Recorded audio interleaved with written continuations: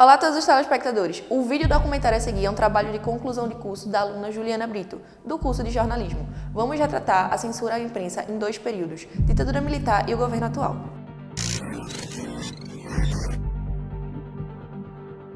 Vivi uma parte importante da ditadura militar. Eu nasci quando a ditadura militar brasileira começou, em 1964, eu tinha 8 anos.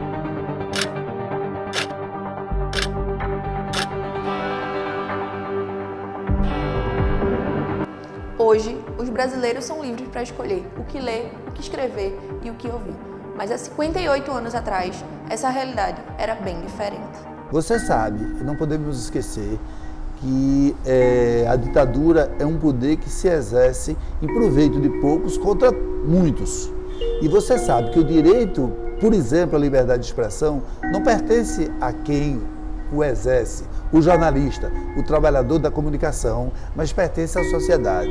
Quando alguém usa a força para impedir que certos temas, ou que certos assuntos, que certos fatos sejam difundidos através do meio de comunicação social, o trabalho de alguém, ou de uma equipe, de uma organização é limitado, mas o prejuízo real mesmo é para a sociedade, que precisava receber aquela informação, precisava tanto que quem tinha o poder de impedir ou de tentar impedir, fez isso.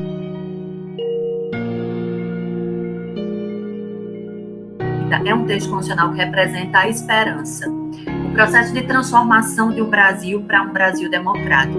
Sairmos da época de um Estado autoritário, em 1967, em que nós tínhamos realmente um texto que estabelecia censura, que é um ato prévio de controle da informação, controle da informação em várias perspectivas, nos meios jornalísticos, na música, no teatro, nos livros. E essa Constituição ela foi segmentada, a nossa Constituição atual, para a gente mudar para uma democracia constitucional, em que um dos pilares democráticos, dois pilares de uma democracia constitucional é a liberdade de expressão e a liberdade informacional. O inciso 9 especifica: é livre a expressão da atividade intelectual, de comunicação e científica, independente de censura ou licença. Essa Constituição de 1988, ela proibiu a censura. Censura é um ato prévio. É aquele ato em que, quando eu fosse produzir uma matéria jornalística, por exemplo, na Constituição anterior de 67, eu tinha que ter uma comissão que lia aquela notícia para saber se essa notícia podia ser publicada ou não. Mas a ditadura mesmo só acabou de fato, e não acabou plenamente, como nós vimos, em 1988, 5 de outubro de 88, com a promulgação da Constituinte. Então, entre esse começo da minha carreira de jornalista e esse momento, eu vivi, testemunhei e fui parte de muitos processos em que, desde a autocensura, porque veículos mais frágeis economicamente, ou mesmo comprometidos ideologicamente com o regime, induziam suas equipes, seus profissionais, a não enfrentar. Então, não era necessariamente uma censura exercida pelo censor, mas uma censura auto-infligida. Era uma censura e uma limitação à liberdade, uma limitação do direito à informação exercida como se a pessoa, como se o trabalhador profissional, como se a organização quisesse fazer isso. Mas, na verdade, ela fazia isso mediante a coação da força, o comprometimento desse exercício.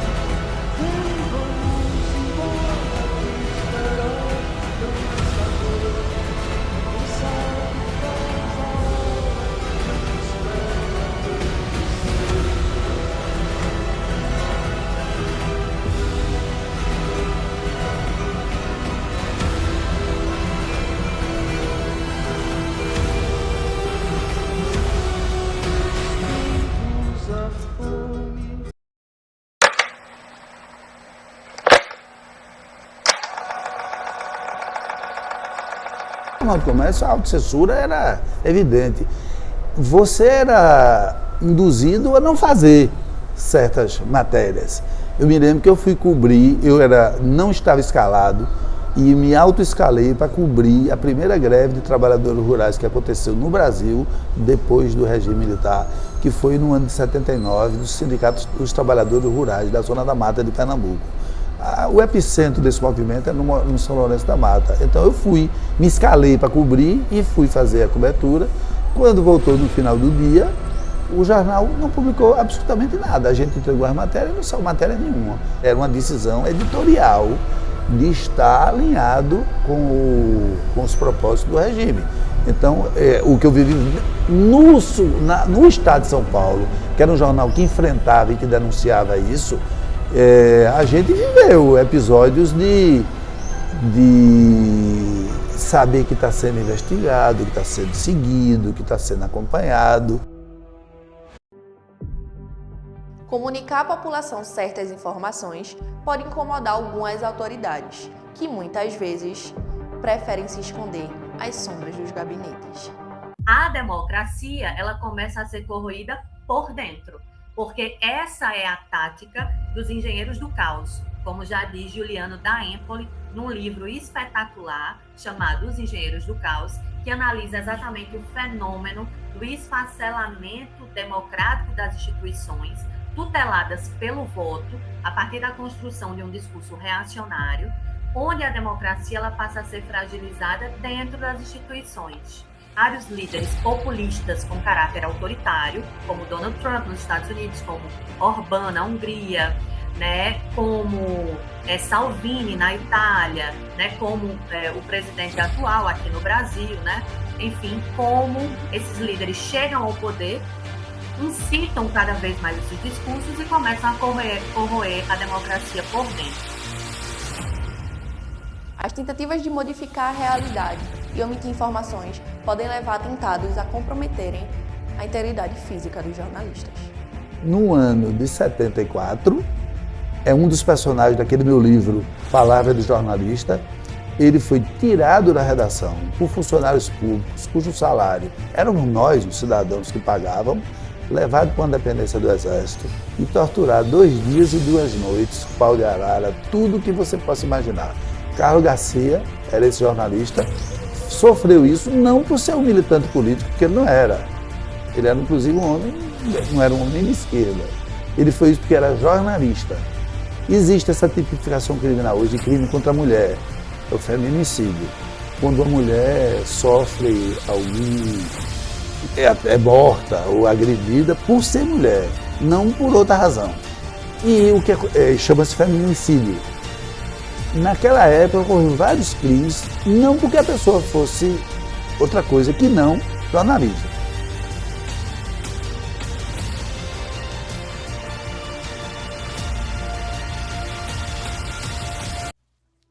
Entre os anos de 2019 a 2022, os brasileiros puderam sentir os vestígios que a ditadura militar deixou. De acordo com um relatório trimestral realizado em outubro de 2020 pela organização Repórteres Sem Fronteiras, o presidente Jair Bolsonaro e sua família foram responsáveis por pelo menos 105 ataques a jornalistas e à imprensa. Criticado, presidente, sobre uma foto postada dizendo CPF cancelado no momento onde tantas pessoas morreram. O que é que você tem a dizer? Pessoal, você não tem que perguntar, não? Deixa de ser idiota. Essa não, por favor. Um novo relatório realizado durante os primeiros 6 meses de 2021 apontou um aumento de 74% dos ataques do chefe do Estado.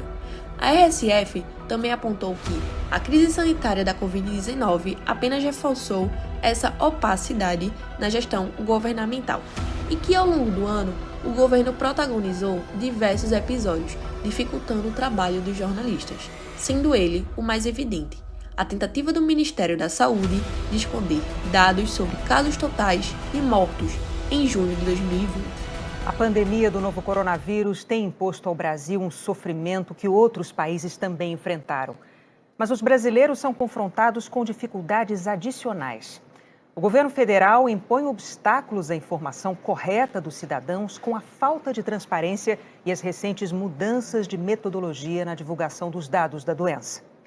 A gente teve dificuldade, muita dificuldade. Esse consórcio que está até hoje, ele foi uma resposta a isso, né? Ninguém cria um consórcio dessa magnitude, com essa quantidade de trabalho. Então, diante da clara tentativa do governo de omitir, de esconder os dados, né? Isso foi muito claro em vários aspectos. Ele tentou reduzir a importância da Covid. Essa mudança que teve foi uma das coisas mais absurdas do mundo.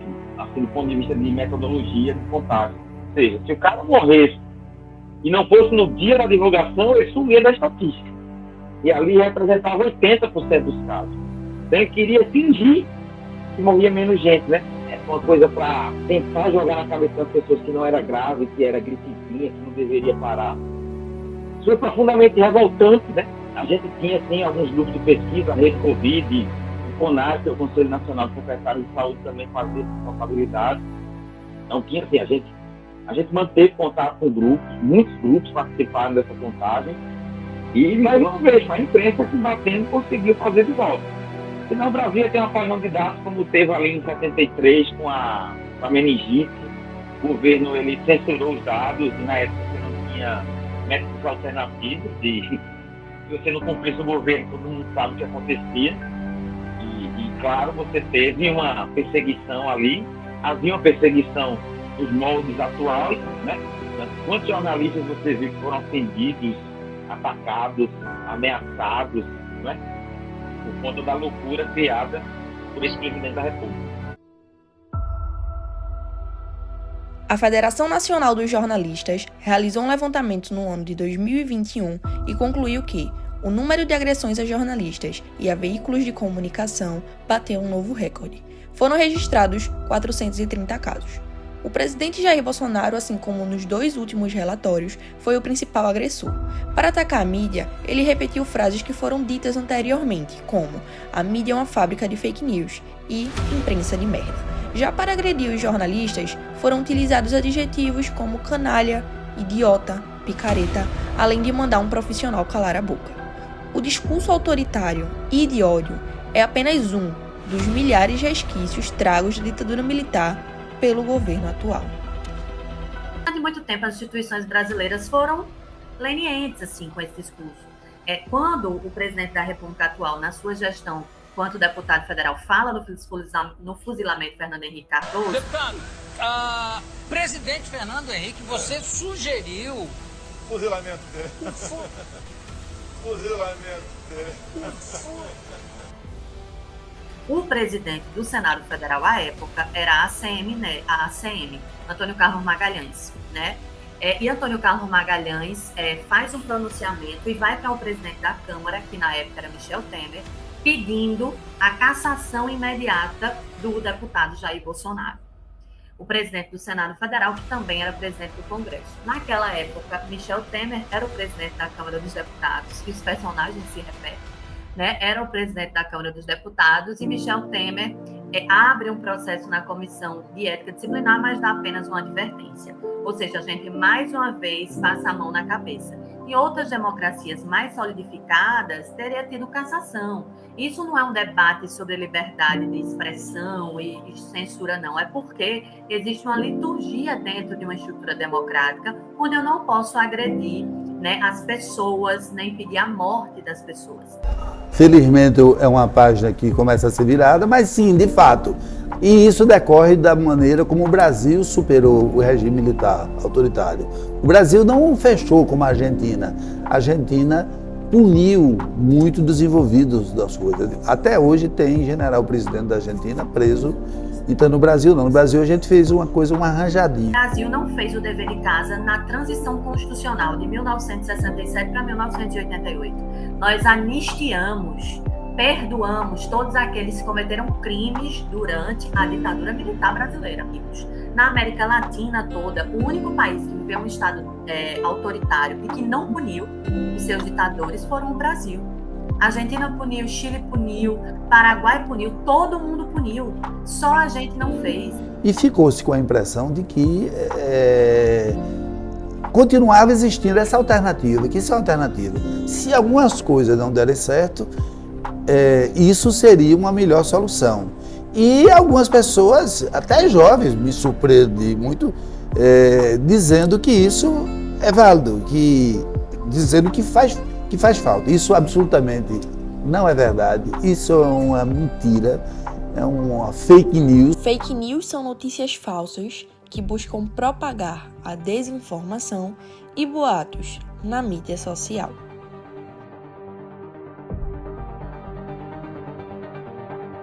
Na verdade, nos últimos 4 anos, a imprensa ela vem sofrendo ataques, né, de representantes do poder público, de entidades públicas e também da própria sociedade.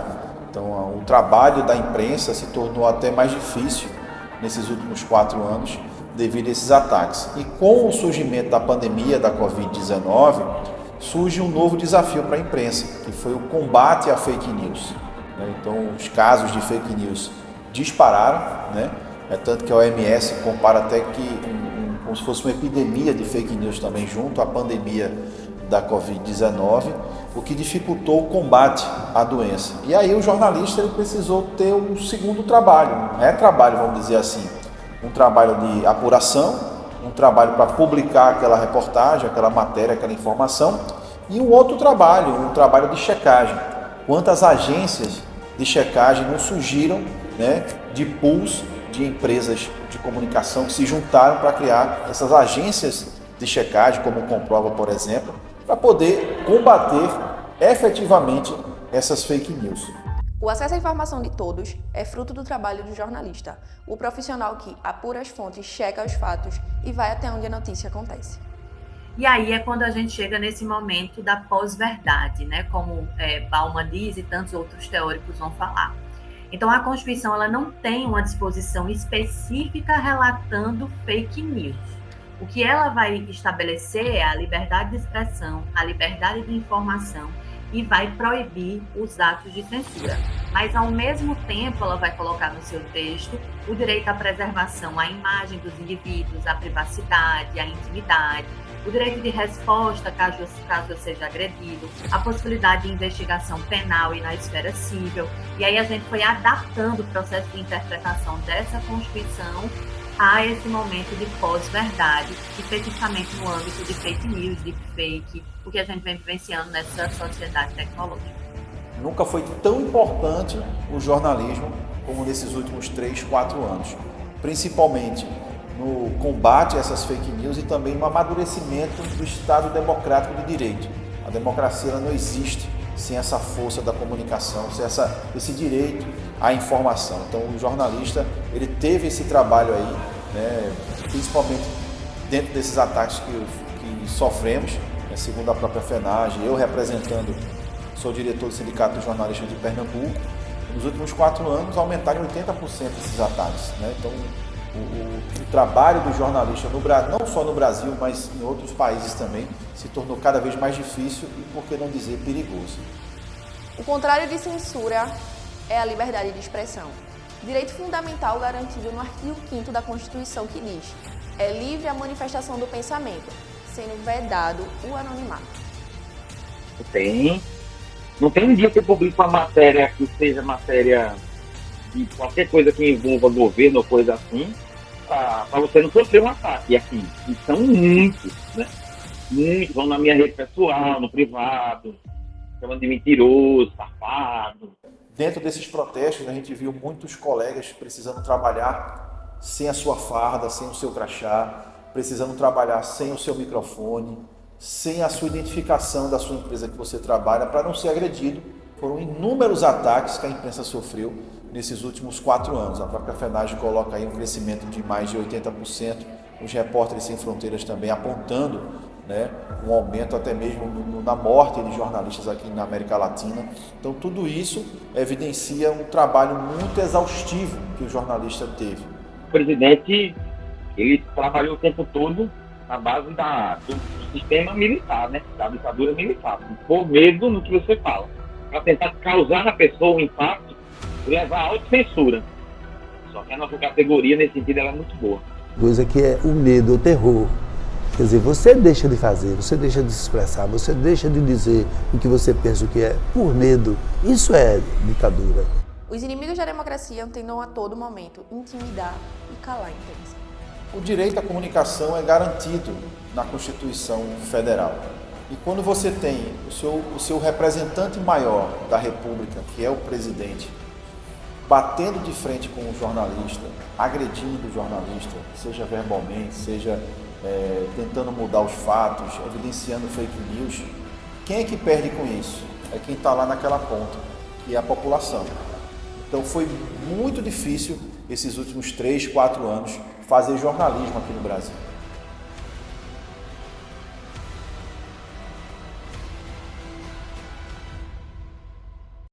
Transmitir a informação verídica de forma que atenda toda a população não é uma missão fácil. Ser jornalista é ir atrás do fato e mostrar a realidade. Nos últimos 4 anos se tornou uma tarefa com mais obstáculos, mas com muita vontade e dedicação, o jornalismo brasileiro resistiu. Que a democracia reine e que a população entenda a importância do jornalista.